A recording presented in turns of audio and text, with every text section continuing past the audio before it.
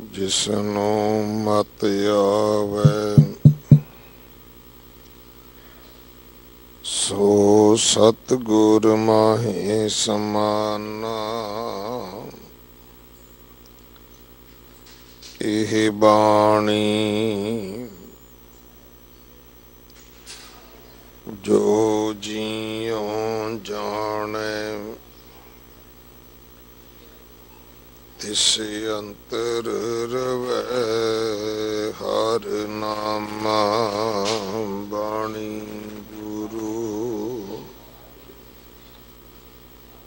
गुरु है बाणी विच बाणी अमृत सारे। गुर बाणी कहे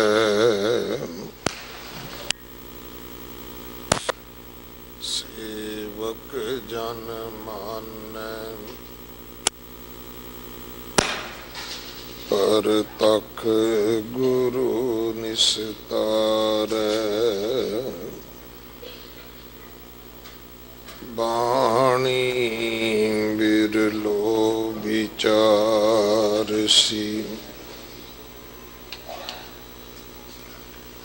जे को गुरमुख होए।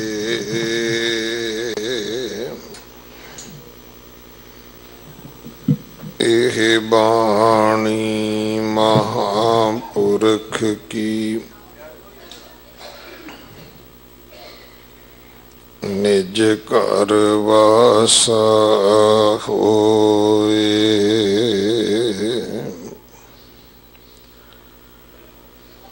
बारह माह मांझ महला पंजवा घर चौथा एक ओंकार सतगुर प्रसाद।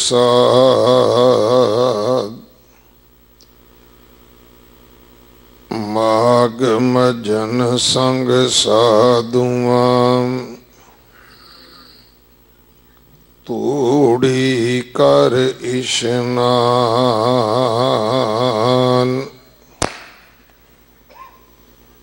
हर का नाम ते आए सुन सबनानो कर दान। जन्म करम मल उतरै मन ते जाए गुमान।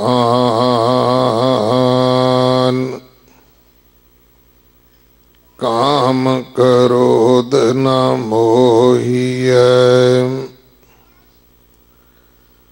बिनसै लोभ सुवान।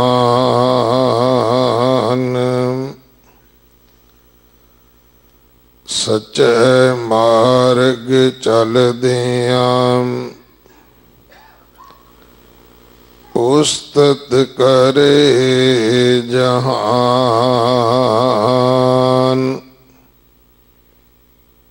68 तीरथ सगल पुन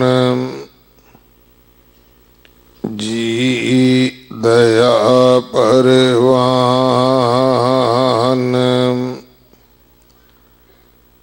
जिसनो देवै दया कर सोई पुरख सुजान।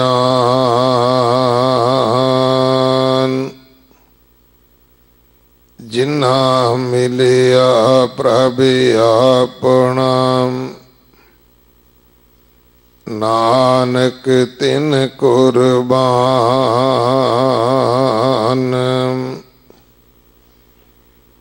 माग सुचे से कांडिय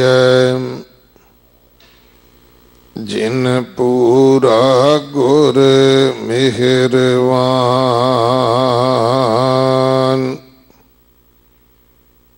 माघ सुचे से कांडिय जिन पूरा गुर मेहरवान।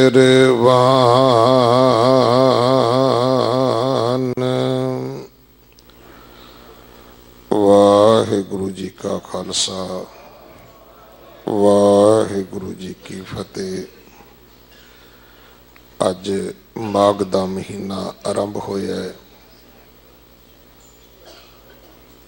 नानक शाही सम्मत के मुताबिक 11वां महीना है। इस महीने दे परथाए शब्द दी विचार भाई गुलजार सिंह जी कनेडा वाले आप जी नूं सरवण करवाउणगे। अज सिख जगत खदराने दी ढाब श्री मुक्तसर साहब जी दे 40 मुक्तियां दा शहीदी दिहाड़ा बहुत श्रद्धा सत्कार दे नाल मना रहा है। दिल्ली से गुरुद्वारा प्रबंधक कमेटी वालों भी अज शाम नूं इसे स्थान ते सोदर दे पाठ तो लैके रात 10:30 बजे तक ये समागम होवेगा। आप जी ने सेवा करके हाजरियां भर के गुरु कियां बख्शिशां प्राप्त करनियां। अज तो बसंत राग दी श्री हरमंदर साहब जी दे विच आरंभता हुई है। सो अगले संग्रांद तक ये बसंत आम संसार दे लोकां विच गाया जाता है, पर हरमंदर साहब जी की मर्यादा के अनुसार ये होले महल्ले वाले दिन तक इस राग नूं गाउण की प्रथा है। सो आओ अगले समय वास्ते गुरबाणी विचार सरवण करिए जी। वाहिगुरु जी का खालसा वाहिगुरु जी की फतेह। सतनाम वाहिगुरु साहिब जीओ। नानक सोई दिन सुहावड़ा जित प्रभ आवे चित जिस दिन बिसरै पार ब्रह्म फिट पलहेरी रुत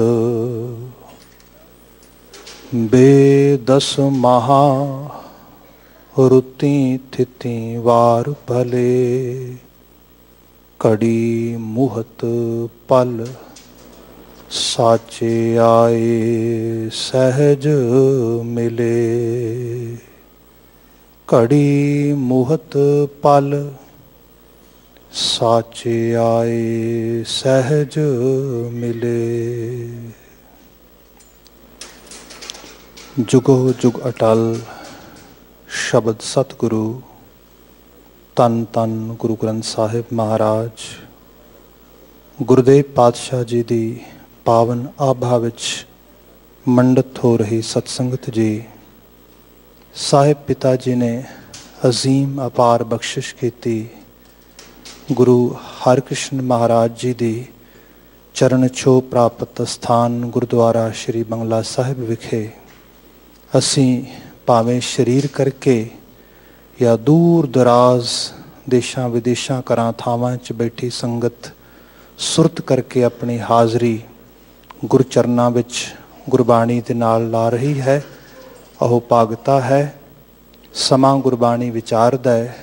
जिस गोचरे माज राग की रचना 12 महा गुरु अर्जन साहब जी का पावन मुकामी संदेश उहदे विचों 12 नंबर पदा ਆਪ ਜੀ ਨੇ ਸਿੰਘ ਸਾਹਿਬ ਕੋਲੋਂ ਪਾਠ ਦੇ ਰੂਪ ਵਿੱਚ ਸਰਵਨ ਕੀਤਾ ਹੈ।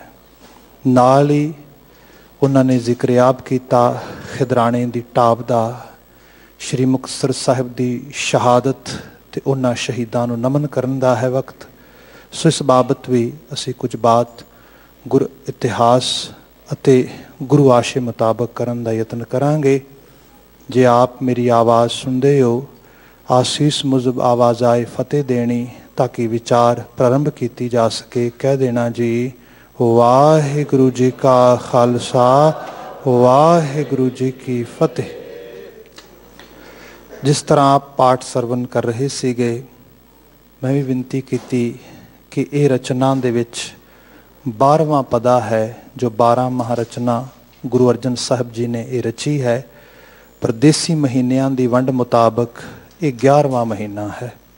ਇਸ ਬਾਬਤ ਇਤਨੀ ਕੁ ਬੇਨਤੀ ਹੈ ਕਿ 2 12 ਮਾਹ ਦੇ ਰੂਪ ਗੁਰੂ ਗ੍ਰੰਥ ਸਾਹਿਬ ਵਿੱਚ ਮੌਜੂਦ ਨੇ। ਇੱਕ ਬਾਬਾ ਨਾਨਕ ਜੀ ਦੁਆਰਾ ਗੁਰੂ ਨਾਨਕ ਮਹਾਰਾਜ ਜੀ ਦੇ ਪਹਿਲੇ ਜਾਮੇ 'ਚ ਉਚਰਿਤ ਕੀਤਾ ਹੋਇਆ, ਦੂਸਰਾ ਇਹ 5ਵੇਂ ਜਾਮੇ ਦੇ ਵਿੱਚ। ਰਚਨਾ ਦਾ ਸਿਰਨਾਮਾ 12 ਮਾਹ ਹੈ, ਪਰ ਪਦੇ 12 ਨਹੀਂ, ਪਦੇ 14 ਨੇ। 2 ਪਦੇ ਜਿਨ੍ਹਾਂ ਨੂੰ ਅਸੀਂ ਖਾਸ ਕਰਕੇ ਉਪਮੇਹ ਅਤੇ ਦੂਸਰਾ ਉਪਸਹਾਰ ਦਾ ਪਤਾ ਕਹਿੰਦੇ ਆ।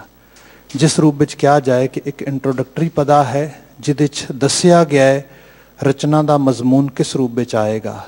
ਇੱਕ ਦੇ ਵਿੱਚ ਅਖੀਰ ਦੇ 'ਚ ਨਿਬੇੜਾ ਕੀਤਾ ਗਿਆ ਹੈ, ਕਨਕਲੂਡ ਕੀਤਾ ਗਿਆ ਹੈ, ਜਿਹਦੇ 'ਚ ਅਸੀਂ ਪੜ੍ਹਦੇ ਹਾਂ ਕਿ ਮਹਾ ਦਿਵਸ ਮਹੂਰਤ ਭਲੇ ਜਿਸ ਕੋ ਨਦਰ ਕਰੇ।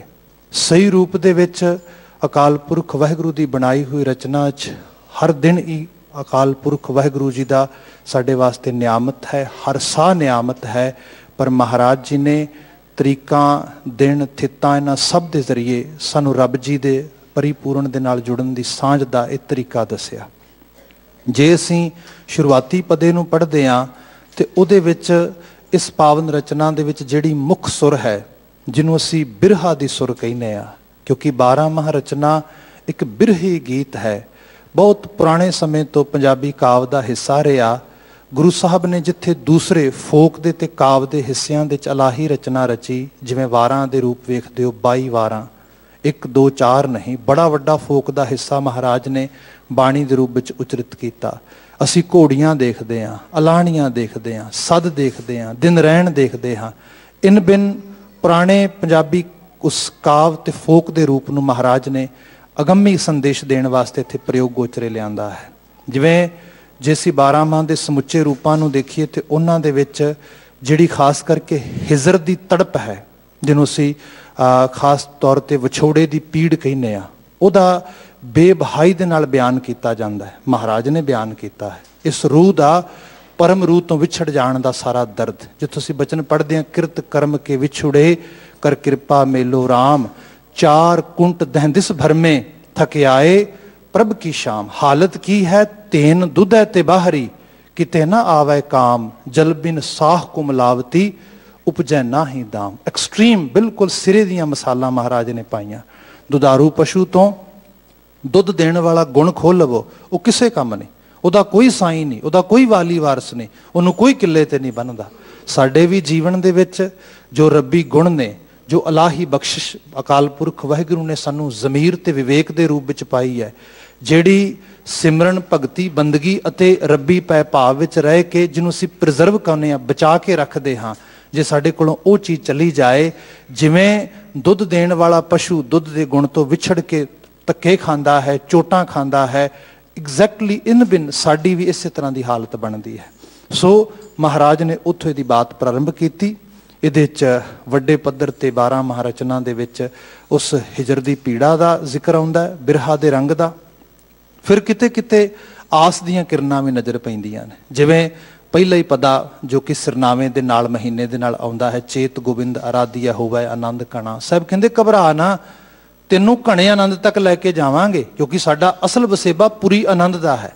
ਅਸੀਂ ਆਨੰਦ ਦੇ ਨਾਲ ਹੀ ਆਪਣੇ ਆਪ ਨੂੰ ਸਰਸਾਰ ਕਰਨਾ ਹੈ। ਸੋ ਉੱਥੋਂ ਬਾਤ ਪ੍ਰਾਰੰਭ ਹੁੰਦੀ ਹੈ। ਫਿਰ ਨਾਲ ਨਾਲ ਸੰਦੇਸ਼ ਦਿੱਤੇ ਜਾਂਦੇ ਨੇ, ਭੁੱਲ ਨਾ ਜਾਈਂ ਤੇਰਾ ਇਸ਼ਟ ਕੌਣ ਹੈ, ਜੇਠ ਜੁੜਨ ਦਾ ਲੋੜੀਆ ਜਿਸ ਅੱਗੇ ਸਭ ਨਿਵੰਨ। ਇਹੋ ਜਿਹੇ ਰੂਪ ਵਿੱਚ ਬਿਆਨ ਕੀਤਾ। ਫਿਰ ਆਸ ਦੇ ਬੜੇ ਰੰਗ ਵਿਖਾਏ, ਕਿਆ ਸਾਵਣ ਸਰਸੀ ਕਾਮਣੀ ਚਰਨ ਕਮਲ ਸਿਓ ਪਿਆਰ, ਦੇਖ ਜਿਨ੍ਹਾਂ ਦੀ ਪ੍ਰੀਤ ਉਸ ਰੱਬੀ ਗੁਣਾਂ ਦੇ ਵਰਸਾਏ ਹੋਏ ਉਸ ਮੁਜੱਸਮ ਇਲਾਹੀ ਸ਼ਕਤੀ ਜੋ ਰੂਪ ਪਿੱਛੇ ਅਰੂਪ ਹੋ ਕੇ ਵਿਚਰਦਾ ਹੈ ਉਹਦੇ ਨਾਲ ਹੈ ਨਾ, ਉਹਨਾਂ ਦੇ ਜੀਵਨ ਵਿੱਚ ਹਰ ਤਰੀਕੇ ਦਾ ਮੰਗਲ ਹੈ, ਹਰ ਤਰੀਕੇ ਦੀ ਚੜ੍ਹਦੀ ਕਲਾ ਸਰਸ ਹੈ ਉਹਨਾਂ ਦੇ ਜੀਵਨ ਦੇ ਵਿੱਚ। ਫਿਰ ਕਰਦਿਆਂ ਕਰਦਿਆਂ ਅੱਗੇ ਰਚਨਾ ਦੇ ਵਿੱਚ ਮਹਾਰਾਜ ਨੇ ਬਿਆਨ ਕੀਤਾ, ਜਿਵੇਂ ਆਪ ਨੇ ਪਿੱਛੇ ਸਰਵਨ ਕੀਤੀਆਂ, ਅਸੁਨ ਪ੍ਰੇਮ ਉਮਾਹੜਾ, ਉਹਦੀ ਬਾਤ ਕੀਤੀ। ਫਿਰ ਪਿਛਲੇ ਵਿੱਚ ਪੋਖ ਤੁਖਾਰ ਨਾ ਵਿਆਪਈ, ਤੁਖਾਰ ਤੇ ਬੁਖਾਰ ਦੋ ਰੂਪ ਦੇ ਵਿੱਚ ਖਾਸ ਕਰਕੇ ਬਾਤਾਂ ਕੀਤੀਆਂ ਜਾਂਦੀਆਂ ਨੇ। ਦਾਨਿਸ਼ਮੰਦ ਕਹਿੰਦੇ ਨੇ ਤਪਸ਼ ਦਾ ਵੱਧ ਜਾਣਾ ਬੁਖਾਰ ਹੁੰਦਾ ਹੈ, ਤਪਸ਼ ਦਾ ਘਟ ਜਾਣਾ ਤੁਖਾਰ ਹੁੰਦਾ ਹੈ। ਕਿਉਂਕਿ ਜਦੋਂ ਸਿਆਲੀ ਦਿਨ ਆਉਂਦੇ ਨੇ ਘਾਹ ਬਰੂਟ ਪੱਤੇ ਸਭ ਸੁੱਕ ਜਾਂਦੇ ਨੇ। ਕਿਉਂ? ਕਿਉਂਕਿ ਤੁਖਾਰ ਵਿਆਪਦਾ ਹੈ, ਬੁਖਾਰ ਨਹੀਂ। ਗਰਮੀ ਵੀ ਸੁਕਾਉਂਦੀ ਹੈ, ਗਰਮੀ ਦੀ ਕਮੀ, ਕਿਉਂਕਿ ਦਰਜੇ ਹਰਾਰਾ ਜਿਹਨੂੰ ਅਸੀਂ ਟੈਂਪਰੇਚਰ ਕਹਿੰਦੇ ਆ, ਸਰਟਨ ਲੈਵਲ ਦਾ ਹੋਏ ਸੁੱਖ ਦਿੰਦਾ ਸਾਨੂੰ ਸਾਰਿਆਂ ਨੂੰ। ਜੇ ਸਰਟਨ ਲੈਵਲ ਤੋਂ ਵੱਧ ਜਾਏ ਤਾਂ ਵੀ ਦੁੱਖ ਆ, ਸਰਟਨ ਲੈਵਲ ਤੋਂ ਘਟ ਜਾਏ ਤਾਂ ਵੀ ਦੁੱਖ ਆ। ਜਿਹੜਾ ਇਨਸਾਨੀ ਜੀਵਨ ਹੈ ਜੇ ਇਹ ਰੂਹਾਨੀਅਤ ਦੇ ਬਹੁਤ ਨੇੜੇ ਰਹੇ ਤੇ ਇਹਦੇ 'ਚ ਬਹੁਤ ਸਹੀ ਰੂਪ ਦੇ 'ਚ ਸਭ ਤਰੀਕੇ ਦਾ ਜਿਹੜਾ ਹੈਗਾ ਬੈਲੈਂਸ ਬਣਿਆ ਰਹਿੰਦਾ ਹੈ। ਉਸ ਬੈਲੈਂਸ ਦੇ ਵਿੱਚ ਸੁੱਖ ਹੈ। ਜਦੋਂ ਟੁੱਟਦਾ ਹੈ, ਭਾਵੇਂ ਉਹ ਤੁਖਾਰ ਹੈ ਤੇ ਭਾਵੇਂ ਬੁਖਾਰ ਹੈ, ਭਾਵੇਂ ਉਹ ਖਾਸ ਕਰਕੇ ਆਸਾੜ ਤਪੰਦਾ ਤਿਸ ਲੱਗਾ ਉਹ ਵਾਲੀ ਹਾਲਤ ਹੈ ਤੇ ਭਾਵੇਂ ਪੋਖ ਤੁਖਾਰ ਵਾਲੀ ਹਾਲਤ ਹੈ। ਭਾਵ ਰੱਬ ਜੀ ਨੂੰ ਭੁੱਲਿਆ, ਉਸ ਅਕਾਲ ਪੁਰਖ ਵਾਹਿਗੁਰੂ ਤੋਂ ਦੂਰ ਹੋਏ। ਜਿਵੇਂ ਸੇ ਰਚਨਾ 'ਚ ਅਸੀਂ ਪੜ੍ਹਦੇ ਹਾਂ, ਬੇਮੁਖ ਹੋਏ ਰਾਮ ਤੇ ਲੱਗਣ ਜਨਮ ਵਿਜੋਗ। 2-4 ਦਿਨਾਂ ਦੇ ਨਹੀਂ, ਜਨਮਾਂ ਜਨਮਾਂਤਰਾਂ ਦੇ ਵਿਜੋਗਾਂ ਦੀ ਬਾਤ ਕੀਤੀ। ਇਸੇ ਰਚਨਾ ਦੇ ਵਿੱਚ ਫਿਰ ਅੱਗੇ ਆ ਕੇ ਜਿਹੜਾ ਆ ਪਦਾ ਆਪ ਜੀ ਸਰਵਨ ਕਰ ਰਹੇ ਸੀਗੇ, ਮਾਘ ਮਜਨ ਸੰਗ ਸਾਧੂਆਂ ਧੂੜੀ ਕਰ ਇਸ਼ਨਾਨ। ਇਸ ਜੀਵਨ ਰੂਪੀ ਮਾਘ ਦੇ ਵਿੱਚ ਗੁਰੂ ਅਰਜਨ ਮਹਾਰਾਜ ਜ਼ਿਕਰ ਕਰਦੇ ਮਜਨ, ਵੈਸੇ ਕਈ ਵਾਰ ਇਹਨੂੰ ਪਾਠ ਜਦੋਂ ਚਲੰਤ ਕਰਦੇ ਆ ਮੰਜਨ ਵੀ ਪੜ੍ਹ ਦਿੰਦੇ ਆ, ਮਾਇਨੇ ਬਿਲਕੁਲ ਡਿਫਰੈਂਟ ਹੋ ਜਾਂਦੇ ਨੇ। ਮਜਨ ਦਾ ਮਤਲਬ ਹੀ ਇਹ ਹੈ ਇਸ਼ਨਾਨ ਕਰਨਾ, ਖਾਸ ਕਰਕੇ ਨਹਾਉਣਾ। ਤੇ ਨਹਾਉਣਾ ਵੀ ਆਪਣੀ ਜਿਹਨੂੰ ਅਸੀਂ ਕਹਿੰਦੇ ਆ ਕਿ ਅੰਦਰ ਦੀ ਸ਼ੁੱਧਤਾ ਵਾਸਤੇ, ਜਿਹਨੂੰ ਸੈਲਫ ਕਲੀਨਜਿੰਗ ਕਿਹਾ ਜਾਂਦਾ ਹੈਗਾ। ਸੋ ਸਾਹਿਬ ਜ਼ਿਕਰ ਕਰਦੇ ਇਸ ਖਾਸ ਕਰਕੇ ਦਿਨ, ਕਿਉਂਕਿ ਭਾਰਤੀ ਪ੍ਰਪਾਰਟੀ ਦੇ ਵਿੱਚ ਪੁਰਾਣੇ ਸਮੇਂ ਤੋਂ ਲੋਕ ਇਸ ਦਿਨ ਵਿੱਚ ਬੜਾ ਨਹਾਉਣ ਦਾ ਪੁੰਨ ਮੰਨਦੇ ਸੀ ਤੇ ਖਾਸ ਕਰਕੇ ਇੱਕ ਖਾਸ ਤੀਰਥ ਤੇ ਜਾ ਕੇ ਨਹਾਇਆ ਕਰਦੇ ਸੀਗੇ। ਸਾਹਿਬ ਨੇ ਕਿਹਾ ਮੈਂ ਤੁਹਾਨੂੰ ਸਦੀਵ ਕਾਲੀ, ਕਿਉਂਕਿ ਬਾਣੀ ਦਾ ਬਚਨ ਅਸੀਂ ਪੜ੍ਹੀਏ ਤੇ ਸਾਹਿਬ ਜ਼ਿਕਰ ਕਰਦੇ ਨੇ ਕਿ ਤੀਰਥ ਨਹਾਵਣ ਜਾਉ ਤੀਰਥ ਨਾਮ ਹੈ। ਗੁਰੂ ਮਹਾਰਾਜ ਪ੍ਰਥਮ ਬਾਚੀ ਫਸਟ ਪਰਸਨ ਵਿੱਚ ਆਪਣੇ ਆਪ ਤੇ ਟੁਕਾ ਕੇ ਬਾਤ ਕਹਿੰਦੇ, ਮੈਂ ਤੀਰਥਾਂ ਤੋਂ ਬਾਗੀ ਨਹੀਂ, ਪਰ ਮੇਰਾ ਤੀਰਥ ਸਿਰਫ ਪਾਣੀ ਦਾ ਕੰਢਾ ਨਹੀਂ, ਮੇਰਾ ਤੀਰਥ ਨਾਮ ਦਾ ਆਸ਼ਾ, ਗੁਰੂ ਗਿਆਨ ਦੀ ਧਾਰਾ ਜਿਹੜੀ ਸਾਡੇ ਜੀਵਨ ਨੂੰ ਸਹੀ ਰੂਪ ਵਿੱਚ ਸਵਾਰ ਸਕੇ। ਸੋ ਸਾਹਿਬ ਉਸ ਕਿਸਮ ਦੇ ਇਸ਼ਨਾਨ ਦੀ ਬਾਤ ਇੱਥੇ ਲੈ ਕੇ ਆਉਂਦੇ ਨੇ। ਮਾਘ ਮਜਨ ਸੰਗ ਸਾਧੂਆਂ, ਸਾਧੂ ਜੋ ਸਾਧਕ ਨੇ, ਜਿਨ੍ਹਾਂ ਨੇ ਆਪਣੇ ਜੀਵਨ ਨੂੰ ਸਾਧਨ ਤੇ ਸੁਧਾਰਨ ਦਾ ਕਿਸੇ ਰੂਪ ਵਿੱਚ ਨਿਸ਼ਚਾ ਕੀਤਾ ਹੈ। ਇਹ ਮੰਨ ਕੇ ਚੱਲਿਆ ਜਾਏ ਜਿਹੜੇ ਵਕਾਰ ਨੇ, ਜਿਹੜੀਆਂ ਮਾੜੀਆਂ ਕੋਝੀਆਂ ਸੋਚਾਂ ਅਲਾਮਤਾਂ ਨੇ, ਇਹ ਆਪ ਮੁਹਾਰੇ ਤੁਰੀਆਂ ਆਉਂਦੀਆਂ ਨੇ। ਇਹਦੇ ਨਾਲ ਹੀ ਮੈਂ ਛੋਟੀ ਜੀ ਜਿਹੜੀ ਅਰਜ਼ੋਈ ਨਾਲ ਦੀ ਨਾਲ ਕਰਦਾ ਜਾਵਾਂ, ਕਿਉਂਕਿ ਸ਼ਹੀਦਾਂ ਨੂੰ ਨਮਨ ਕਰਨ ਦਾ ਦਿਨ ਹੈ। ਇਹਦੇ ਬਾਬਤ ਇਹ ਬਾਤ ਕਹਿਣੀ ਲਾਜ਼ਮੀ ਹੈ ਕਿ ਕਈ ਵਾਰ ਅਸੀਂ ਪਰਫੈਕਟਿਜ਼ਮ ਜਿਹਨੂੰ ਕਿਹਾ ਜਾਂਦਾ ਹੈਗਾ ਕਿ ਬਿਲਕੁਲ ਸਾਰੇ ਰੂਪ ਦੇ ਵਿੱਚ ਜਿਹੜਾ ਹੈਗਾ ਕੋਈ ਕਮੀ ਖਾਮੀ ਨੂੰ ਨਾ ਸਾਹਮਣੇ ਰੱਖਦੇ ਹੋਏ ਇਸ ਤਰੀਕੇ ਦਾ ਜੀਵਨ ਦਾ ਤਸੱਵੁਰ ਕਰਦੇ ਹਾਂ। ਮਹਾਰਾਜ ਦੀ ਬਾਣੀ ਪੜ੍ਹੀਏ, ਮਹਾਰਾਜ ਕਹਿੰਦੇ ਨਹੀਂ, ਜੀਵਨ ਜਿੱਥੇ ਦੁੱਖ ਸੁੱਖ ਦਾ ਸੁਮੇਲ ਹੈ, ਮਲਾਪ ਤੇ ਵਿਛੋੜੇ ਦਾ ਖਾਸ ਕਰਕੇ ਸੁਮੇਲ ਹੈ, ਇੱਥੇ ਦਿਨ ਤੇ ਰਾਤ ਦਾ ਸੁਮੇਲ ਹੈ, ਜੀਵਨ ਗੁਣ ਤੇ ਔਗੁਣ ਦਾ ਸੁਮੇਲ ਵੀ ਹੈ। ਇੱਥੇ ਖੂਬੀਆਂ ਵੀ ਨੇ, ਇੱਥੇ ਗਲਤੀਆਂ ਵੀ ਨੇ, ਇੱਥੇ ਚੰਗਿਆਈਆਂ ਵੀ ਨੇ, ਇੱਥੇ ਗੁਸਤਾਖੀਆਂ ਵੀ ਨੇ, ਇਹਨਾਂ ਸਭ ਰੂਪਾਂ ਦੇ ਵਿੱਚ। ਤੇ ਜਿਹੜੀ ਸਾਹਿਬ ਪਾਤਸ਼ਾਹ ਨੇ ਜੀਵਨ ਜਾਚ ਦੀ ਸੰਪੂਰਨ ਤਸਵੀਰ ਦਿੱਤੀ, ਆਪ ਜੀਵਨ ਜੀ ਕੇ ਉਹਦੇ 'ਚ ਵੀ ਸਾਨੂੰ ਇਹ ਸਭ ਚੀਜ਼ਾਂ ਵਿਖਾਈਆਂ। ਹੁਣ ਅਸੀਂ ਜਿਸ ਦੌਰ ਨੂੰ ਯਾਦ ਕਰੀਏ, ਖਾਸ ਕਰਕੇ ਉਹ ਦੌਰ ਜਦੋਂ ਧੰਨ ਗੁਰੂ ਗੋਬਿੰਦ ਸਿੰਘ ਮਹਾਰਾਜ ਉਸ ਜ਼ਾਲਮਾਨਾ ਜਿਹੜੀ ਬੜੀ ਫਸੀਨੋ ਆਤਿਸ਼, ਜਿਹੜੀ ਇੰਤਹਾ ਦੀ ਜ਼ੁਲਮੋ ਗਾਰਤ ਦੀ ਹਨੇਰੀ ਚੱਲ ਰਹੀ ਸੀ, ਉਹਦੇ ਖਿਲਾਫ ਹੱਕ ਸੱਚ ਦੀ ਲੜਾਈ ਵਾਸਤੇ ਖੜਦੇ ਨੇ। ਜਦੋਂ ਉਹ ਖਾਸ ਰੂਪ ਦੇ ਵਿੱਚ ਖੰਡੇ ਦੀ ਧਾਰ ਨੂੰ ਖਿੱਚ ਕੇ ਸਾਹਮਣੇ ਅਤੇ ਉਸ ਜ਼ਾਲਮਾਨਾ ਚੱਲ ਰਹੇ ਸਾਰੇ ਦੇ ਸਾਰੇ ਸੈਲਾਬ ਨੂੰ ਰੋਕਦੇ ਨੇ, ਉਸ ਦੌਰਾਨ ਅਨੰਦਪੁਰ ਸਾਹਿਬ ਦੇ ਵਿੱਚ ਜਿਸ ਕਿਸਮ ਦਾ ਮਾਹੌਲ ਬਣਦਾ ਹੈ, ਉਹਦੇ ਬਾਬਤ ਤੇ ਕਿਹਾ ਜਾਂਦਾ ਹੈ ਕਿ ਹਾਂ ਕੁਝ ਸੀਗੇ ਐਸੇ ਜਿਨ੍ਹਾਂ ਨੇ ਕਿਹਾ ਨਹੀਂ, ਸਾਨੂੰ ਤੁਹਾਡੇ ਇਸ ਸਾਰੇ ਦੇ ਸਾਰੇ ਸੰਘਰਸ਼ ਦੇ ਵਿੱਚ ਇਸ ਤੋਂ ਅੱਗੇ ਜਾਣਾ ਸਾਡੇ ਵਾਸਤੇ ਗਵਾਰਾ ਨਹੀਂ। ਅਸੀਂ ਇਸ ਰੂਪ ਦੇ ਵਿੱਚ ਜਿਹਦੇ 'ਚ ਦੁਨੀ ਚੰਦ ਦਾ ਜ਼ਿਕਰ ਆਉਂਦਾ, ਇਹ ਸਭ ਬਾਤ ਆਉਂਦੀ ਹੈ। ਇਸ ਬਾਬਤ ਕਈ ਵਾਰੀ ਗੱਲ ਕੀਤੀ ਜਾਂਦੀ ਹੈ, ਇਹ ਕਿਵੇਂ ਹੋਇਆ? ਮੈਂ ਇੱਕੋ ਬੇਨਤੀ ਕਰਾਂਗਾ, ਗੁਰੂ ਮਹਾਰਾਜ ਜੀ ਨੇ ਜੋ ਕੁਝ ਵੀ ਸਾਡੇ ਸਾਹਮਣੇ ਪ੍ਰੈਜ਼ੈਂਟ ਕੀਤਾ, ਗੁਰੂ ਕਾਮਲ ਹੈ, ਗੁਰੂ ਅਲਾਹੀ ਹੈ, ਗੁਰੂ ਹਰ ਚੀਜ਼ ਦੇ ਸਮਰੱਥ ਹੈ, मगर गुरु सानू जीवन जीण दा ढंग तरीका ते सलीका दस रहा है। ये पॉसिबिलिटी है संघर्ष का राह बंदा चूज करे तो एक लैवल ते मुश्किल तकलीफ आवे तो हौसला हार जाए। ये पॉसिबिलिटी है, ये संसार विच मौजूद रहेगा।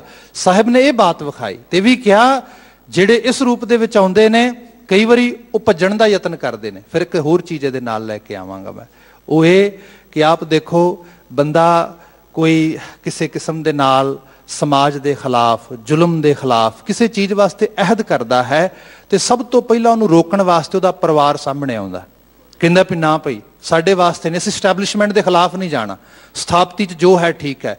घर वाले उहदा विरोध करते हैं, उन्होंने बाहरों तो विरोध चलना पैंदा है, घरों भी विरोध चलना पैंदा है चंगा काम करने वास्ते। पर जदों समाज बदल जाए फिर कैसी हालत हुंदी है, फिर ये हालत साडे सामने आउंदी है। ये अपने आप में बड़ी वड्डी तस्वीर है।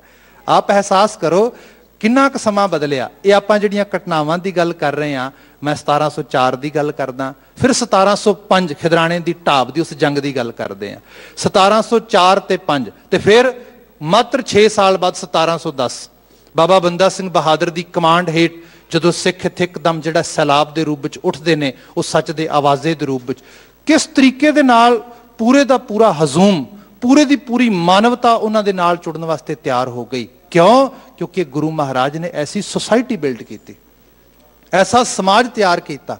जे वो गुरु के असूल तो टुट के उस सच के राह नूं छड्ड के जिहड़ा कुर्बानी का राह सी, जिहदे च जान हलूलण की बात सी, जिहदे च जान जिबा होण दी जान की बात सीगी, शहादत जिहदे च सिर्फ एक इनाम सीगा, इत्थों मुड़ के जे वापस घरां नूं परतदे घरदिआं नूं सुख देण वास्ते सांभण वास्ते उन्हां मूँह नहीं लाया। असूल की कैसी पकियाई ते जीवन की कैसी पाकीज़गी नालों लोग लबरेज होणगे, आप इहदा एहसास करो। तो फिर मैं मुढ़ली विनती च कहांगा, देखो कोई पूरा नहीं गा। बाणी कहती है भुल्लण अंदर सब को अपुल गुरु करतार। असी रोज पढ़ते हैं तो साडे वास्ते दर्पण है। महाराज की बाणी असी एहसास कराने, हम अवगुण भरे एक गुण ना है। गलती गुस्ताखी होनी जीवन विच ये हकीकी रूप दे च वापरेगी होएगी, पर हाँ उस गलती गुस्ताखी नूं किसी लैवल ते डिफेंड करना, उन्होंने एहसास करना कि मैं इनू किसी तरीके नाल वाजिब ठहरा दियां, ये गलत है। इत्थे जिहड़ा इतिहास का वह रंग दीने कांगड़ की धरती ते जदों महाराज इस रूप में विचरते हैं तो दीने पिंड तो चढ़ते हुए मुनीअर तो होंदे हुए खास करके जिहड़ा हैगा वक्त का उस समय का सफ़र तय करदे आ महाराज रमाणे तो फिर अखीर खिदराने आके जिहड़ा हैगा उस रूप में जंग का सारा रंग बनते हैं। इहदे च एक रंग होर भी सानूं मिलदा है, वो ये कि मालवे के कुछ सिख महाराज जी नूं आके मिले, मुहाज पिंड के जल्दी तो जल्दी पहुंचे, माझे तो भी वड्डे पद्धर ते सिखां दी गिणती आई, नफरी आई। इहदे बाबत तवारीखे पंजाब ते कुछ होर जिहड़े हिस्टोरीकल सोर्सिस ने जिन्होंने अजकल कोड किया जाता है बड़ा, तो उहदे च कहा गया कि शायद रमाणे की थां दे उत्ते जिहड़ा हैगा महाराज कोल एक माझे तो पंचायत भी आई सीगी, जिन्हां आके कहा जी महाराज तुसीं ना बस हुणे जंग वाला राह छड्ड दिओ, लोकी तुहानूं मरेला पीर कहिंदे ने ते सानू ये वाजिब गुवारा नहीं गा, तुसी उस पुराने गुरु नानक साहब वाले राह ते उस बाबे नानक वाले राह दे उत्ते वापसी कर लो। मैं इहदे बाबत छोटी जी बिनती करनी चाहांगा, जिन्हों गुरु असूल ते गुरु सिद्धांत का सही रूप में नहीं पता उहदे वास्ते शायद ये कोई भुलेखा होएगा, मगर जदों असीं गुरबाणी दे आशे नूं सही रूप में पढ़दे आ ना ते इत्थे पहले दिन तो तस्वीर बिल्कुल साफ सीगी। तस्वीर ये सीगी कि जो तो प्रेम खिलन का चाओ सिर तर तली गली मेरी आओ। इत्थे ते अपना आपा कुर्बान करने की बात सीगी, इत्थे ते बात पहले दिन तो रही। भगतां दे बचन पढ़दे हैं असीं, गगन दमामा बाजियो परेओ निशाना है काओ, खेत जो मांडियो सूरमा अब जूजन को दाओ, सूरा सो पहचानिए जो लड़े दीन के हित। धर्म दे हित विच अपनी जान लानी ये लाजमी करदानी गई। भगतां दे बचन ने, गुरु नानक साहब की अपनी रचना, सो इसे एहसास दे विच सीधे तौर पर लकीर खिंची गई।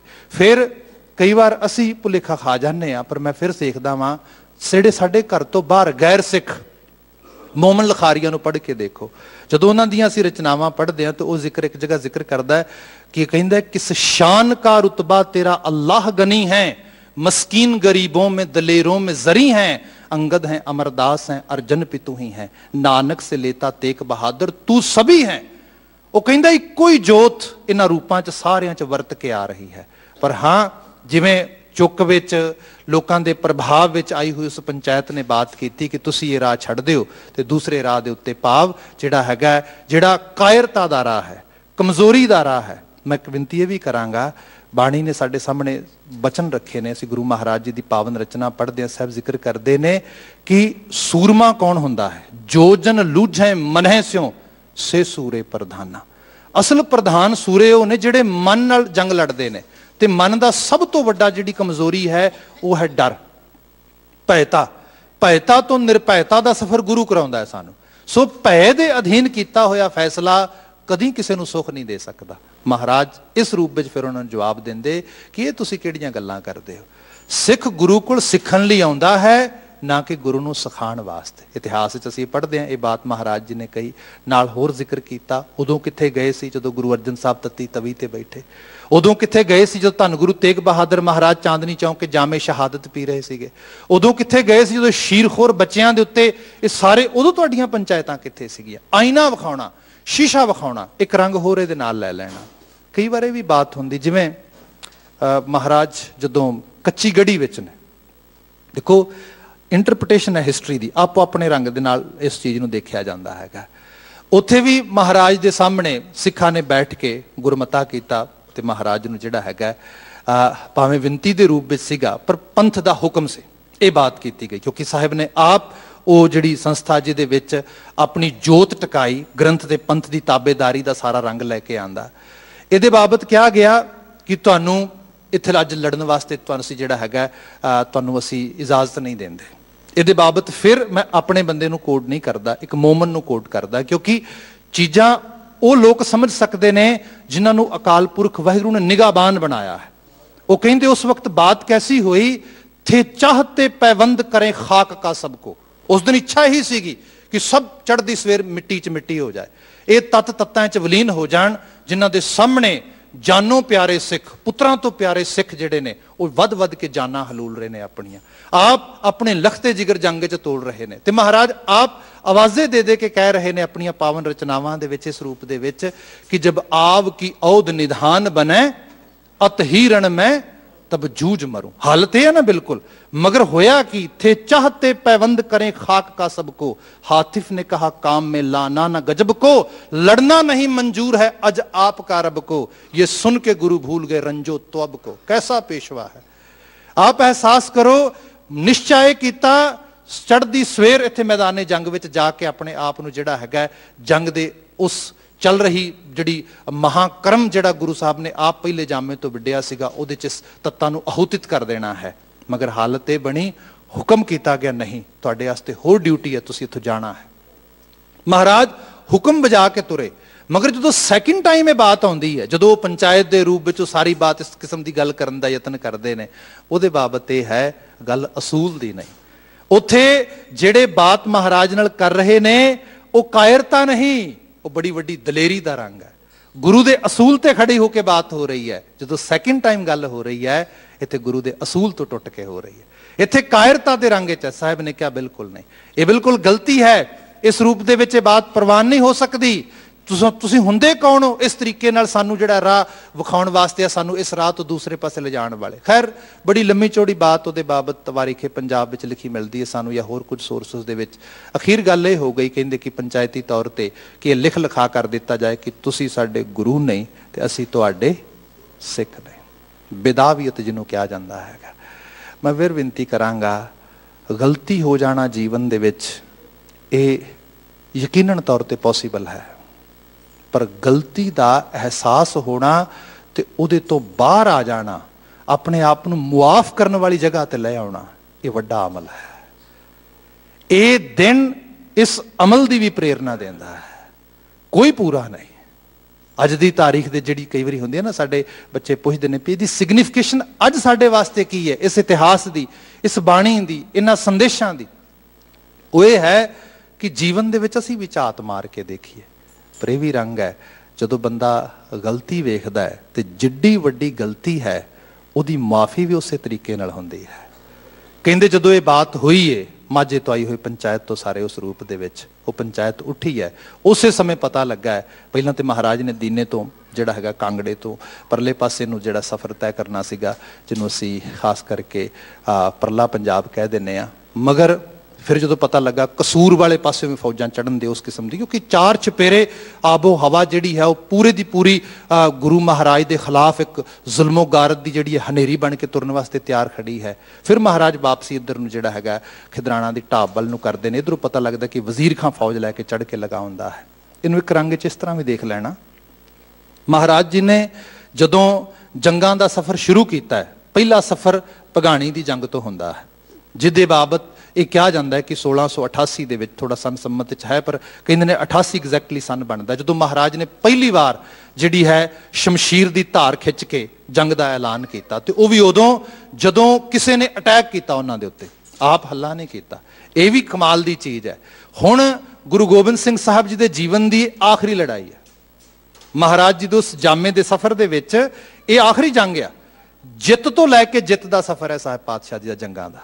ਵਿੱਚ ਦਰਮਿਆਨ ਬਹੁਤ ਕੁਝ ਹੋਇਆ, ਬੜੇ ਬੜੇ ਰੰਗ ਵੇਖੇ ਆਨੰਦਪੁਰ ਸਾਹਿਬ ਦੇ ਵਿੱਚ, ਫਿਰ ਚਮਕੌਰ ਦੇ ਵਿੱਚ। ਮਗਰ ਦੇਖੋ ਇੱਕ ਜੰਗ ਜਿਹੜੀ ਮਹਾਰਾਜ ਨੇ ਜਿੱਤ ਕੇ ਸ਼ੁਰੂਆਤ ਕੀਤੀ, ਉਸ ਤੋਂ ਬਾਅਦ ਜਿਹੜੀ ਆਹ ਸੀ ਖਾਸ ਕਰਕੇ ਖਿਦਰਾਣੇ ਦੀ ਢਾਬ ਦੇ ਉੱਤੇ, ਇੱਥੇ ਫਿਰ ਜੰਗ ਦਾ ਮਾਹੌਲ ਬਣਿਆ ਹੈ। ਮਹਾਰਾਜ ਆਪ ਕਹਿੰਦੇ ਉੱਚੀ ਟਿੱਬੀ ਤੇ ਜਾ ਕੇ ਜਿਹੜਾ ਹੈਗਾ ਮੋਰਚਾ ਸੰਭਾਲਦੇ ਨੇ। ਜੰਗ ਦਾ ਪੂਰਾ ਰੰਗ ਜਿਹੜਾ ਚੱਲਣ ਲੱਗਾ, ਕਿਉਂਕਿ ਦੋ ਤਿੰਨ ਚੀਜ਼ਾਂ ਹੁੰਦੀਆਂ ਨੇ।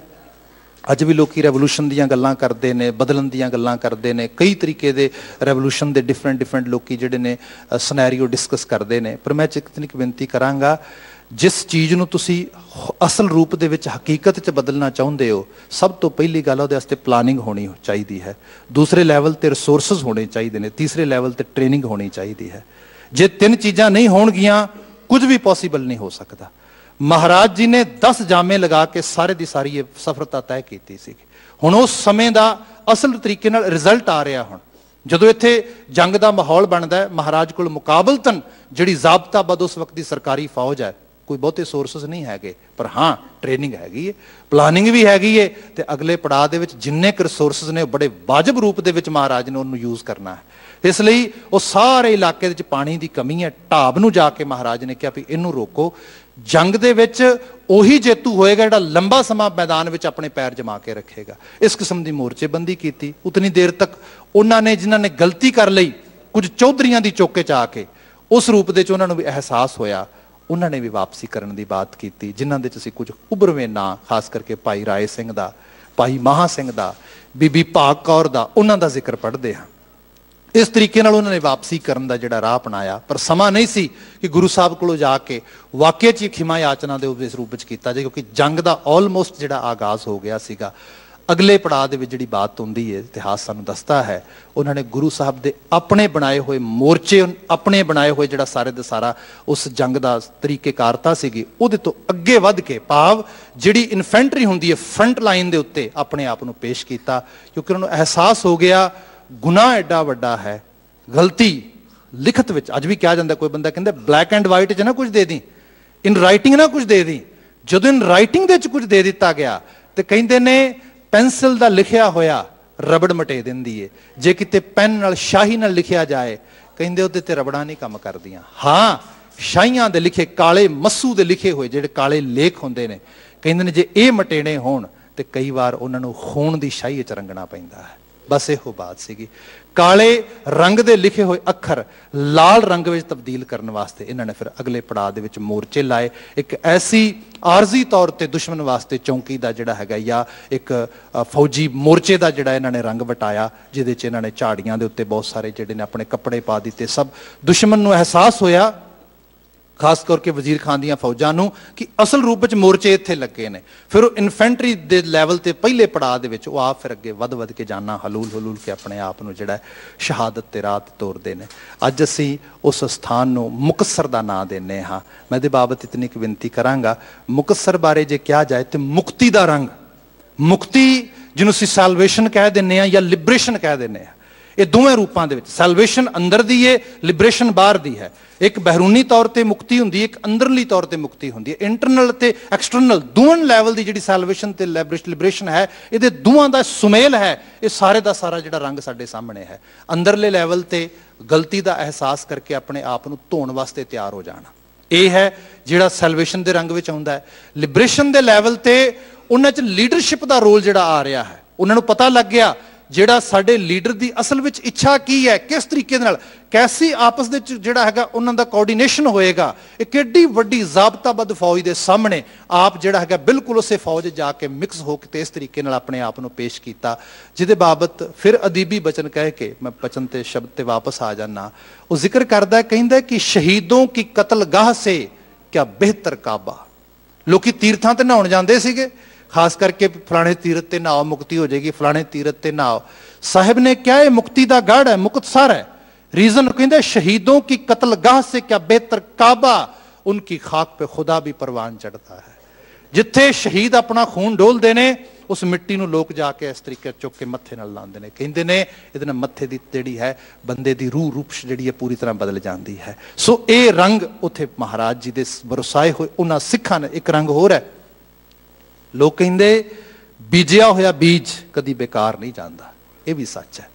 जांच जीवन की इस तरीके की सिखाई जाए हर रूप साडे घर परिवार असी आले दुआले झात मारीए, छोटियां छोटियां गलतियां गुस्ताखियां साडे आले दुआले साडे तो साडे बच्चों तो सब तो होंदियां ने, पर मुसलसल जिहड़ी जीवन जांच है वो गुरु आशित गुरमत अकॉर्डिंगली रखांगे, पॉसिबिलिटी है वापसी होएगी। ये साहिब ने दस्सिया भावें अज मैं हाँ या मेरा परिवार है या असी कोई भी इस रूप दे विच हाँ, साडे च हो सकता किसी किस्म की गलती गुस्ताखी कुछ होए तो उहदा एहसास आए, एहसास तो बाद गुरु खिमा करने वाला है, गुरु कोल बौड़ी करिए तो फिर खिमा गुरु नवाज के कर देंदा है। जंग हुई, जामे शहादत पीते, सब रूप असी वेखे। इहदे बाबत 40 मुक्ते खास करके मकबूल होया ना, पर जे असी कुछ वक्त के सोर्सिस चैक करते हाँ तो एटलीस्ट 350 जाना की शहादत का सानू सोर्स मिलता है। ये तो बिना जख्मियों की गिनती का कोई अंदाज़ा नहीं सीगा। इन्हां सब का कहते हैं इक्को अंगीठा बनाया गया सीगा, जिथे महाराज आप बैठ के। एक रंग होर भी है, जदों चमकौर विखे जंग हो रही है उत्थे यकीनन तौर पर जिहड़ियां शहादत पाउण वालियां वो शरीर ने, वो जिहड़ियां रूहां ने, उन्हां दे कलबूत उत्थे ही पए रहे, क्योंकि हालात कारगर नहीं से उस रूप दे विच। मगर आप देखो कुछ दिनों की खेड, कुछ दिनों तो बाद ऐसे हालात बदल दिते, वक्त दे एडे एडे वड्डे हाकम जंग का मैदान छड्ड के विचों भज गए। साहिब महाराज आप अपने हत्थां दे नाल अपने जानो वरसाए सिखां नूं आप चकदे ने, जिहड़े सहकदे ने उन्हां दा इलाज कराउंदे ने। ते फिर ये भी रंग है, तवारीख च लिखिया मिलदा है। साहिब जदों जिहदे मोर्चे गुरु साहब ने आप लाए सीगे, ਜਦੋਂ ਨਾ ਮੋਰਚਿਆਂ ਤੋਂ ਅਗਲੇ ਪਾਸੇ ਜਾਨਾਂ ਹਲੂਲਣ ਵਾਲਿਆਂ ਨੂੰ ਦੇਖਿਆ ਨਾ, ਫਿਰ ਸਾਹਿਬ ਜਿੰਨੇ ਜਿੰਨੇ ਕਦਮ ਤੁਰ ਕੇ ਅੱਗੇ ਜਾਂਦੇ ਰਹੇ, ਜਿਵੇਂ ਕਦਮ ਤੁਰੇ ਭਾਈ ਗੱਜਣ ਸਿੰਘ ਕੋਲ ਗਏ, ਭਾਈ ਜਿਹੜਾ ਖਾਸ ਕਰਕੇ ਰਾਏ ਸਿੰਘ ਕੋਲ ਗਏ, ਭਾਈ ਮਹਾ ਸਿੰਘ ਕੋਲ ਗਏ, ਉਸੇ ਤਰੀਕੇ ਨਾਲ ਮਹਾਰਾਜ ਨਵਾਜ਼ਦੇ ਲਗੇ ਗਏ।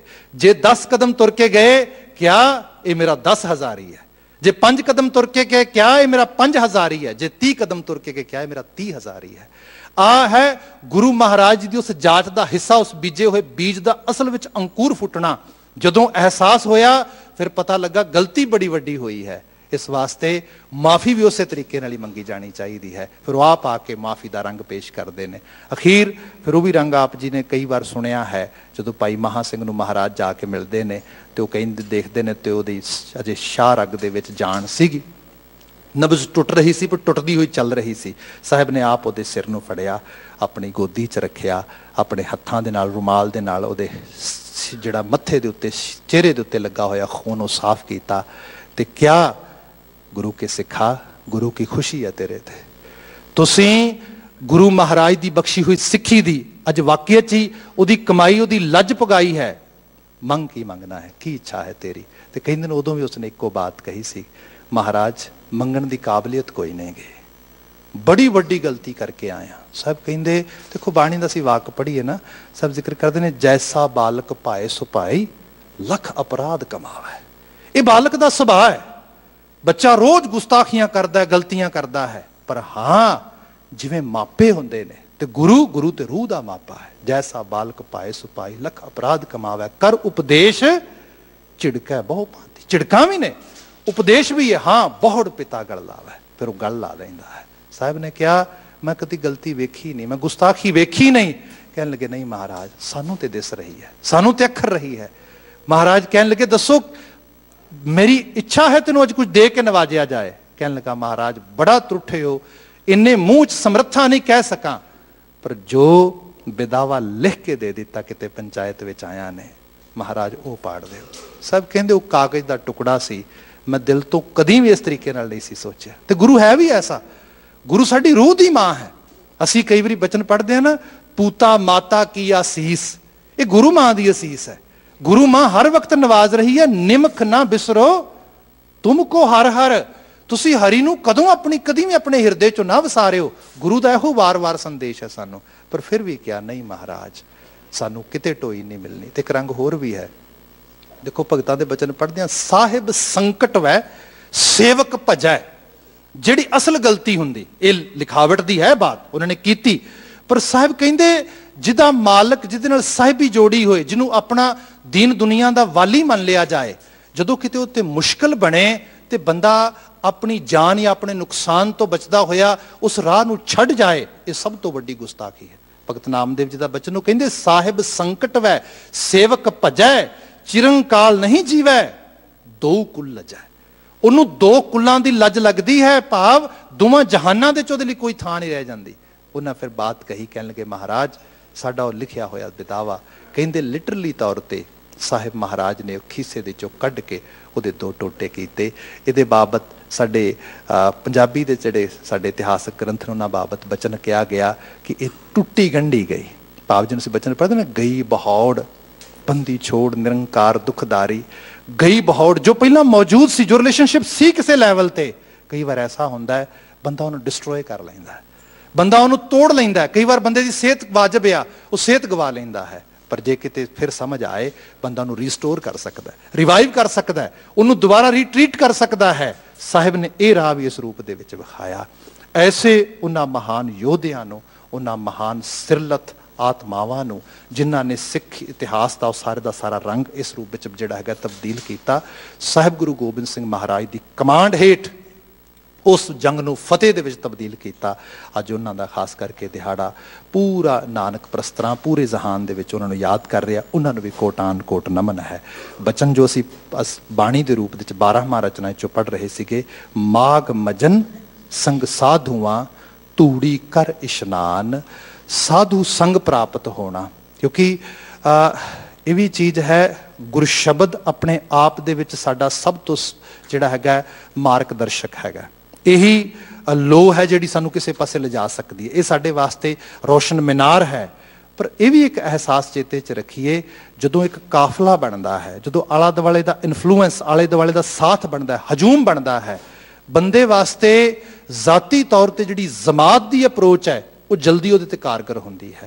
एक जमात का हिस्सा होना, संगत का हिस्सा, एक जमात में जाके बैठ जाना, तो उस जमात विचों कुछ इस रूप में अख्तियार करना कि जीवन बदल जाए।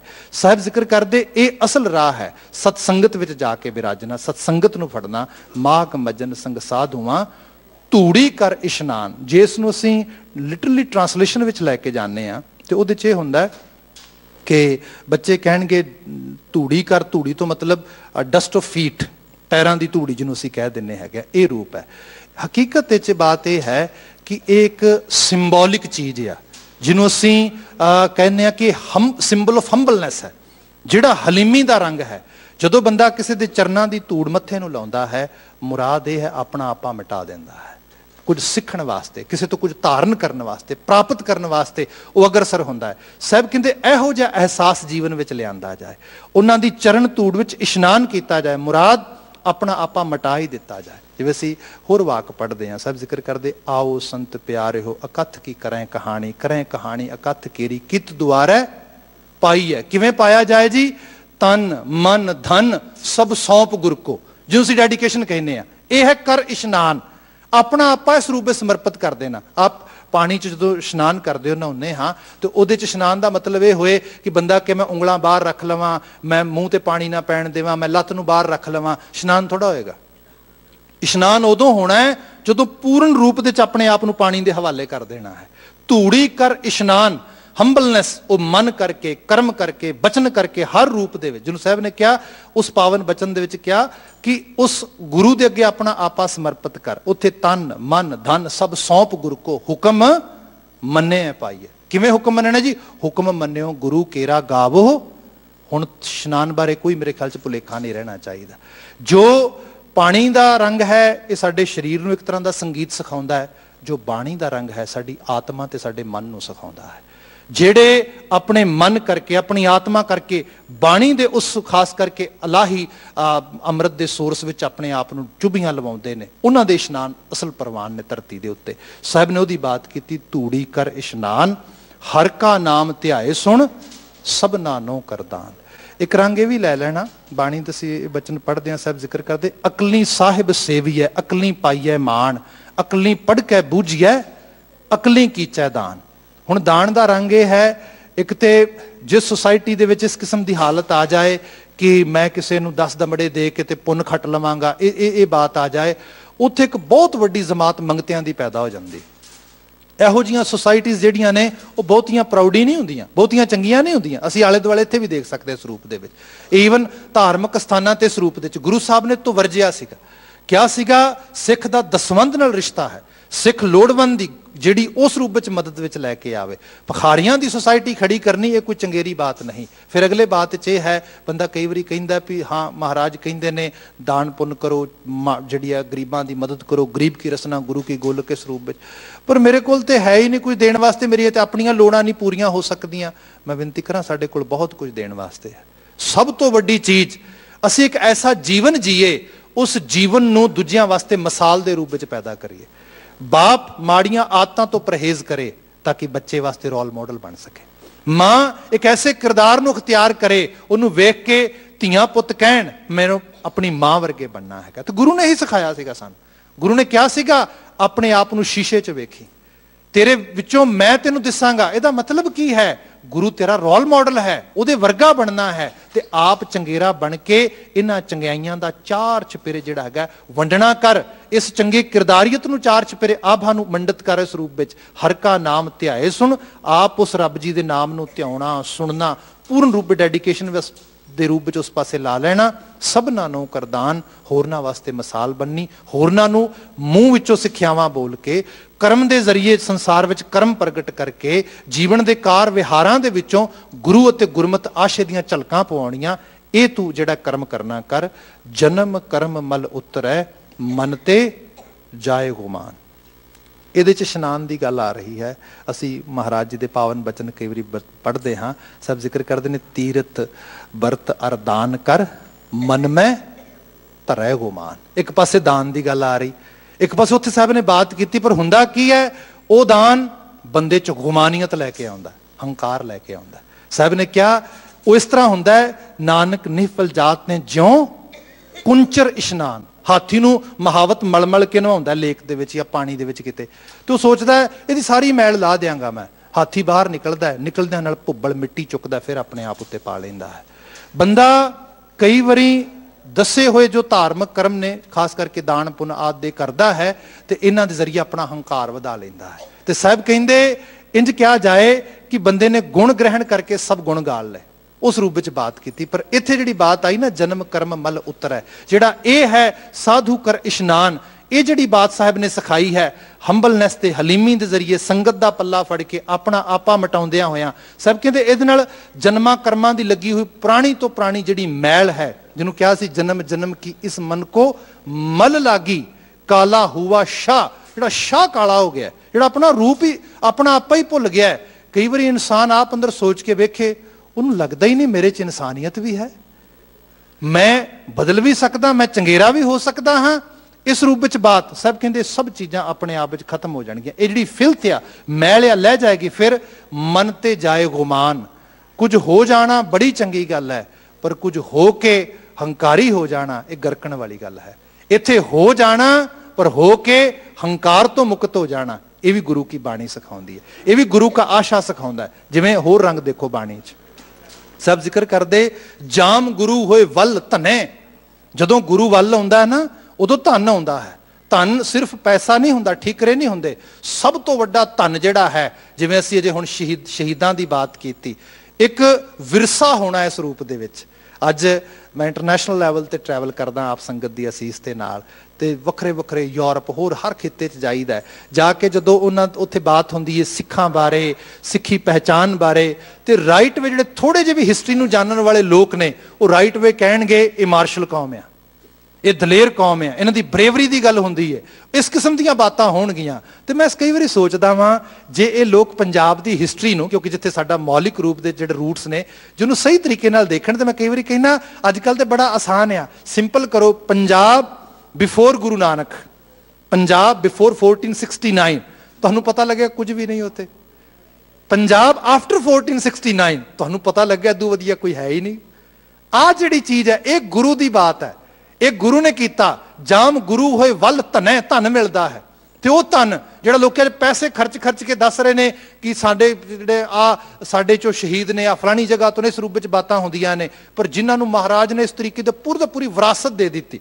असीं तो कई बार बाणी चो शब्द पढ़ते हैं ना, पियो दादे का खोल डिठा खजाना, वेखते सही खजाना खोल के, कमी थोड़ा है कोई, हर रूप दे च रंग भरिया पिया। सो किन्नी दौलत किन्नी वड्डी असी उस रूप विच विरासत ते कीमती हीरियां नगीनियां दे मालक हैगे आ। ये सारी बात हो गई, पर एक रंग होर भी है। ये सब होने के बावजूद भी सिख नूं महाराज ने एक हलीमी का रंग भी दिता। क्या ये चीज चेते रखी, गुरु धन देंदा है, जाम गुरु होए वल धने, क्या गारब दीज है, हंकार नहीं देंदा, हंकार कट देंदा है विचों। मान नहीं, गुमान नहीं, जो मिलिया जो प्राप्त होया, क्या गुरु ये तेरी बख्शीश है, ये मालिक ने नवाजिया है, ये मिट्टी नूं मान आ रंग जिहड़ा है उन्होंने साहब ने इत्थे बिचन विच लिआंदा। मन ते जाए गुमान, काम क्रोध ना मोही है, जिहड़ी खास करके काम क्रोध ये बिरती जिहड़ी है, भावें लस्ट वाशना के रूप दे विच है, भावें क्रोधा बिरती है। अज सब तो वड्डी पूरी दुनिया दे विच घरां परिवारां दा कलेश वेख लवो, आर मुहल्ले दीयां लड़ाइयां वेख लवो, ते ईवन कौमां ते मुल्खां दे दरमियान दे झगड़े वेख लवो, तुहानूं एक चीज़ सब तो वड्डी सुर विच मिलेगी जिन्हों असीं क्रोध कहने। अज साडे उत्थे मैंटल हैल्थ दे विच जिहदे ते सब तो वध काम कीता जा रहा है एंगर मैनेजमेंट, गुस्से ते काबू करना। गुरु इस चीज़ तो बिल्कुल दुराडे लै जांदा सा। गुरु कहता है इहो जी अलामत तेनू छो भी नहीं सकती, तेरे नेड़े भी नहीं आएगी। जिवें गुरु अर्जन साहब का असीं बचन पढ़ते हैं, साहब कहते गुरु ने मैनू ऐसी सिक्ख्या दी, इस रूप में नवाज दिता है कि हुण मैं कह सकता हाँ, नस वंझो किल विखो करता घर आया। जदों घर का मालक घर है ना, फिर किसी की की हिम्मत आ उसकी प्रॉपर्टी को वैंडलाइज कर जाए, ਉਹਦੇ घर ਦੇ ਜੀਆਂ ਨੂੰ कुछ नुकसान पहुंचा जाए, ਉਹਨੂੰ ਕਿਸੇ किस्म ਦੇ ਨਾਲ ਹੋਰ ਕੋਈ ਕਿਸੇ किस्म ਦਾ ਜਿਹੜਾ ਹੈਗਾ उस चीज़ ਨੂੰ कोई खात्मा कर दे, कोई डिस्ट्रॉय कर दे। साहिब ने ਉਹਦਾ ਜ਼ਿਕਰ ਕੀਤਾ, ਕਹਿੰਦੇ काम क्रोध ना मोही है, बिनसै लोभ सुआन। लोभ लालच स्वार्थ जिन्हों असीं हवसगिरीयत कहने हाँ, बेसिकली ग्रीड एक मेन फोर्स है। लालच चलाउंदा सारे कासे नूं। चढ़ती सवेर लोग बिस्तरियां का त्याग करके बड़ी प्यारी नींद छड्ड के अपने बच्चे छड्ड के भज रहे हैं, सड़कों के उत्ते दौड़ रहे हैं, कादे वास्ते? पैसे कमाउण लई, लालच पूरा करने लई। लालच मेन ड्राइविंग इंजन है सोसाइटी का, इकोनॉमी का हर रूप दे विच। पर यह भी सच्चाई है, जिवें अग हुंदी है ना, चुल्हे च होए तो बड़ी वाजब आ, अन्न पक रहा है, सब कुछ हो रहा है, चुल्हे तो बाहर आ जाए घर साड़ के सवाह कर देंदी है। बस इन बिन है जिहड़ा स्वार्थता है, जदों कंट्रोल तो बाहर आती है, जो अनकंट्रोल होंगी है, डेफिनेटली नुकसान करती है। गुरु महाराज इत्थे जिक्र करते, कहते बिनसै लोभ सुआन। सुआन कुत्ते नूं कहा गया है, कुत्ता उहदे नाल लालच का रंग हर वक्त जुड़िया है। कहते वो लालच की बिरती विच आके होर दी प्राप्ति विच जो कोल है वह भी गवा बैंदा है। बस महाराज जिक्र करते, मैं जदों गुरु महाराज जी के दसे हुए सिद्धांत और सिक्ख्या के मुताबिक साधु संगत विच सतसंगत के नाल अपने एसोसीएशन बिल्ड की, उहदे जरिए जिहड़ियां प्राप्तियां ने उन्हां दे विचों साहब कहंदे बिनसै लोभ सुआन, जिहड़ा वो कुत्ते वर्गी बिरती वाला रंग सीगा, ऐ मानुख तेरे चो वो भी खत्म हो जाएगा। उहदी सिक्ख्या दित्ती, सच्चा मार्ग चलदियां उस्तत करे जहां। यह भी सच है, जदों तुसीं सही राह नूं अपनाउंदे हो ना, वक्ती तौर पर लगता है बंदे नूं लगता कई बार वो अंग्रेजी की सेइंग है, हालांकि बाबा जी ने कहा सीगा स्पैशली, पर मैं छोटी जी विनती करांगा। वो जिक्र किया जाता है कि कहते some people win the battle lose the war. कुछ लोग ऐसे ने जिहड़े कुछ मैदान ते जित जाते हैं, जंगा हार जाते हैं, पर योधे कौन ने? योधे वो ने जिहड़े कई बार लगता है मैदान ते एक दो हार गए पर जंग जित गए।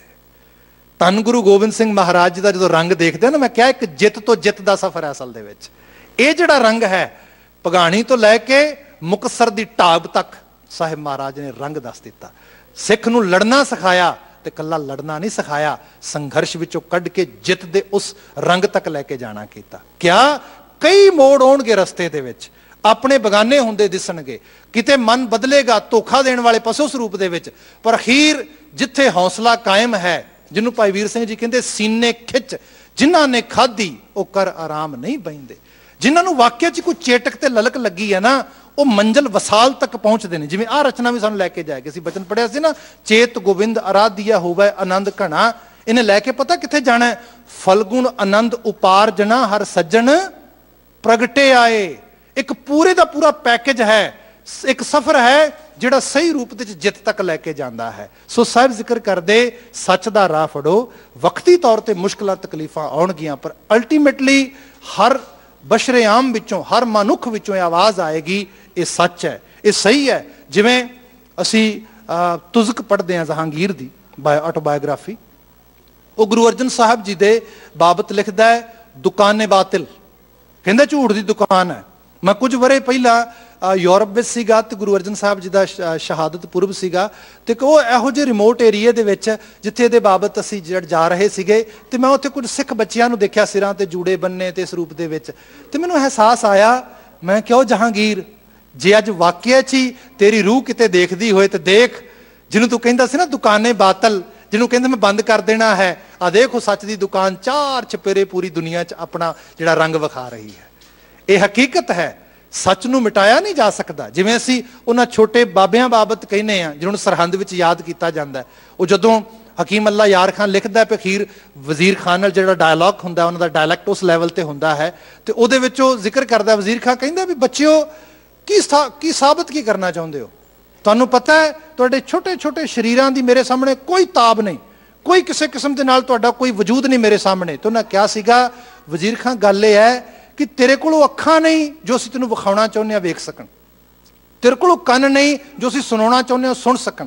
ਕਹਿੰਦੇ ਬਾਤ ਆਪਣੀ ਸੁਣ ਲਓ ਜਰਾ ਦਿਲ ਕੇ ਕਾਨ ਸੇ, ਕੰਨ ਸਿਰ ਨੂੰ ਲੱਗਾ ਹੁੰਦਾ, ਵੈਸੇ ਬੰਦਾ ਦਿਮਾਗ ਨਾਲ ਹੀ ਸੋਚਦਾ ਹੈ, ਦਿਲ ਨਾਲ ਨਹੀਂ ਸੋਚਦਾ। ਜਜ਼ਬੇ ਜਿਹੜੇ ਨੇ ਉਹ ਦਿਲ ਵਿੱਚ ਵਗਦੇ ਨੇ, ਉਹ ਬਹਾ ਉਸ ਰੂਪ ਦੇ ਵਿੱਚ ਆ।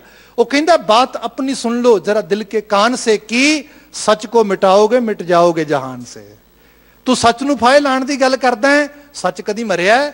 ਉਹ ਹਮੇਸ਼ਾ ਕਾਇਮ ਦਾ ਹੈ, ਉਹ ਕੱਲ ਵੀ ਕਾਇਮ ਸੀ, ਉਹ ਅੱਜ ਵੀ ਕਾਇਮ ਆਉਂਦੇ, ਕੱਲ ਵੀ ਕਾਇਮ ਰਹੇਗਾ। ਬਾਣੀ ਦਾ ਅਗੰਮੀ ਵਾਕ ਕੂੜ ਨਿਖੁੱਟ ਸਨਾਨਕਾ ਨੇ ਜ਼ਿਕਰ ਕੀਤਾ, ਸੱਚੇ ਮਾਰਗ ਚੱਲਦੇ ਆ ਉਸਤਤ ਕਰੇ ਜਹਾਨ। ਸੰਸਾਰ ਨੂੰ ਕਹਿਣਾ ਪਏਗਾ ਇਹ ਸਹੀ ਹੈ, ਵਾਜਬ ਹੈ, 68 ਤੀਰਥ ਸਗਲ ਪੁੰਨ ਜੀ ਦਇਆ ਪ੍ਰਵਾਨ।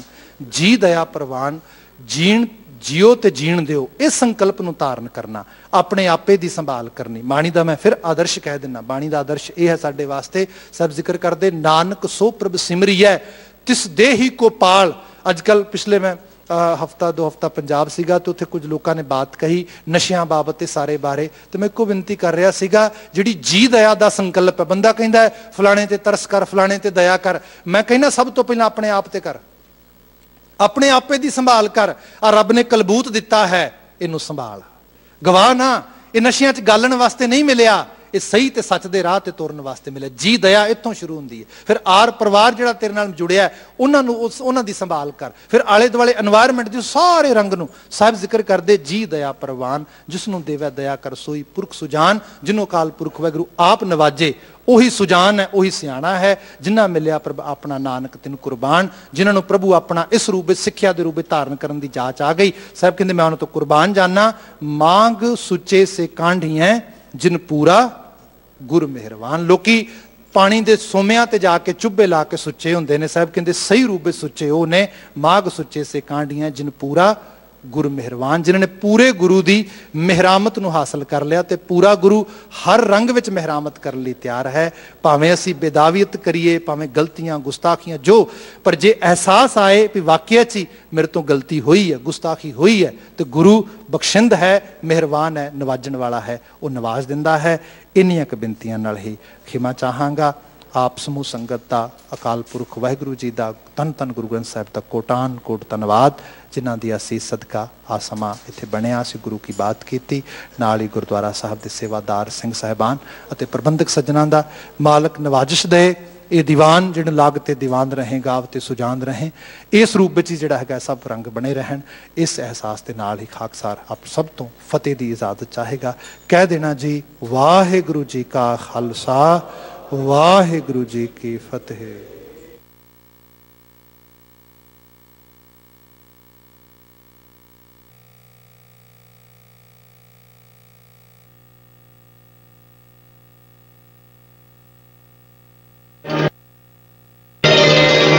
श्री हरि कृष्ण प्यारे, श्री हरि कृष्ण प्यारे।